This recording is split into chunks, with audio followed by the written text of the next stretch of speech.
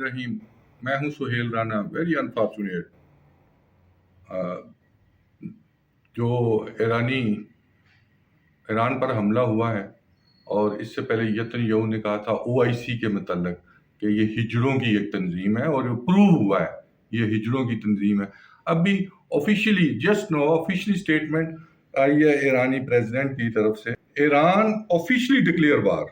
سعودی عربیہ assist Israel in the attack against Iran, the beginning of world war 3.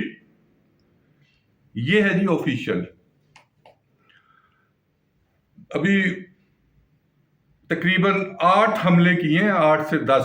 باقری صاحب سمیت ان کے 8 سے 22 امپورٹنٹ جرنیل، اس کے ساتھ سائنسدانوں کی شہادت ہوئی ہے.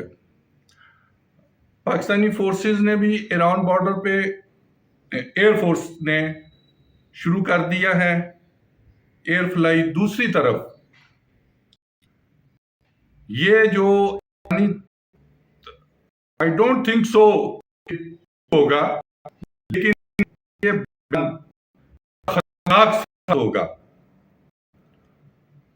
آنے والے چند گھنٹوں میں چیزیں کلیئر ہو جائیں گی. اس کے بعد ایک ہمارے پاس ٹھوس ایویڈنس ہوں گی کہ کیا ہونے والا ہے. دوسری طرف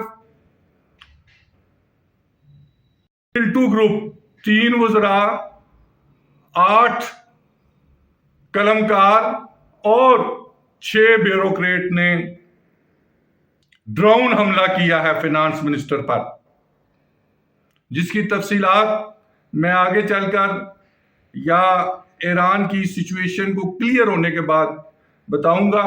اور تھرڈ اینڈ لاسٹ، PTI جو احتجاج کرنا چاہتی تھی وہ کینسل ہو گیا ہے. اس وقت تک کی اطلاعات کے مطابق